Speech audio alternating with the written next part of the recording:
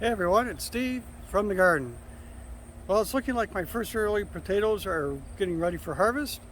So I'm going to pull one or two of the pouches and we'll take a look, see what we got. These are the first earlies here. You can see the vegetation on them is dying back. And if we swing off to the left, those are the second earlies. And coming back to the right, these are the main crop potatoes. I'm going to start just by cutting off some of the vegetation. Just make it a little easier as I go to harvest everything. With that out of the way, let's go ahead and dump out those first ones, see what we got.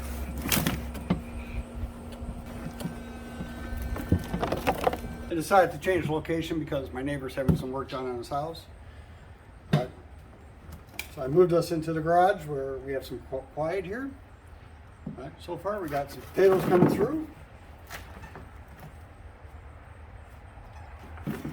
I did go through and water these last night, so there's, as I suspected, there's water in the compost. We got some nice ones coming in so far.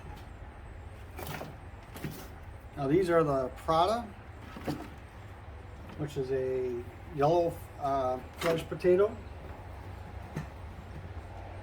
And one of the real advantages of growing in containers is that it's much easier to harvest. It takes more time to get them set up initially, and they're not going to get any additional nutrients unless you add it manually. But harvest is definitely much simpler in a container.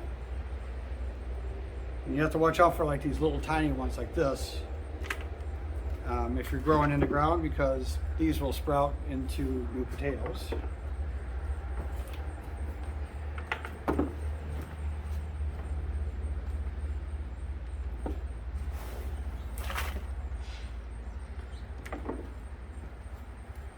Here's one of the seed potatoes. It's actually not mushy, which is kind of surprising.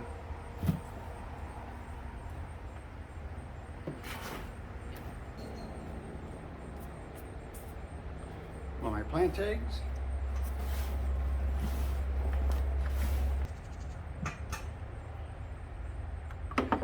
Now, I did a combination of compost and peat moss when I put this together.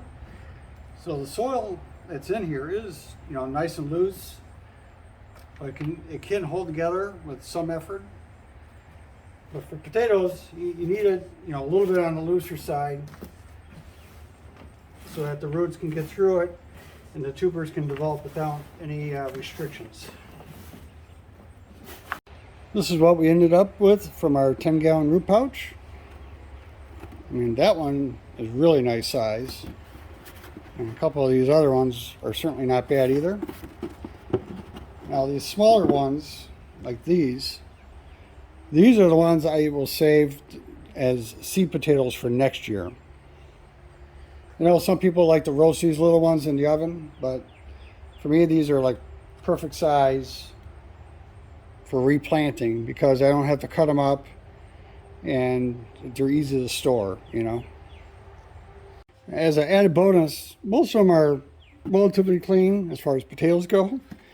I don't want to get these totally wet because they don't store as well when they get soaked.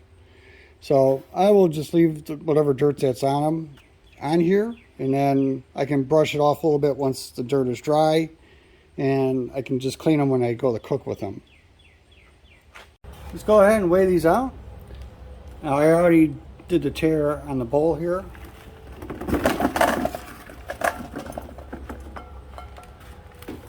There we go.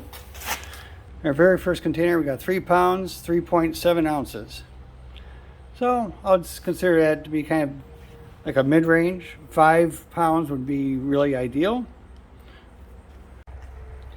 When it comes to storing the potatoes, what I do is I have one of these 27-gallon totes, and I put sand on the bottom.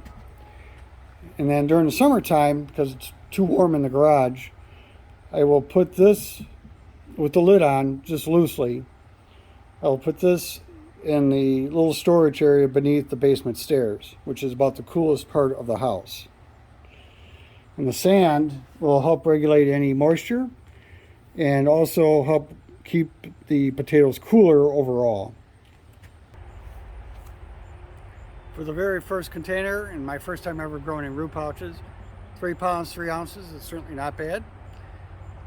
Now, I'm not going to harvest all the other pouches today. I think some of them still have some more time where they can go another week or two and let some of that vegetation die back a little bit more.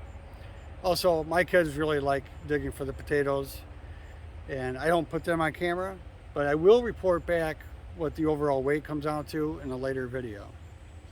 So until next time, I hope you enjoyed, hope you got something out of this, and we'll see you on the next one.